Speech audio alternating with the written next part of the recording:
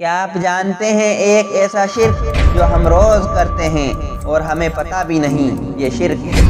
آج ہم بات کریں گے ایسے شرک کے بارے میں جو ہم اپنی روزمرہ کی زندگی میں بار بار کرتے ہیں اور پھر بھی غافل رہتے ہیں۔ آج کل کیا چل رہا ہے، ہر گھر میں ماں باپ اولاد جان مال کی قسم کھائی جاتی ہے۔ مثلا میری ماں کی قسم، میرے شوہر کی قسم، میرے بچے کی قسم۔ جہاں ذرا سا مسئلہ آیا تو ہر گھر کے فرد کی قسم کھانا شروع کر دیتے ہیں۔ یاد رکھیے، اسلام میں صرف اللہ کی قسم کھانا جائز ہے، یہاں تک کہ نبی یا رسول کی قسم بھی جائز نہیں۔ اللہ کے نبی کی حدیث ہے، فرمایا من حلف بغیر اللہ فقد کفر او اشرک، جس نے کسی غیر اللہ کی قسم کھائی اس نے کفر کیا اور شرک کیا۔ آج ہم خود غور و فکر کریں، آج ہم بات بات پر یا مذاق میں ایسے ہی قسم اٹھا لیتے ہیں۔ نبی نے فرمایا یہ شرک ہے۔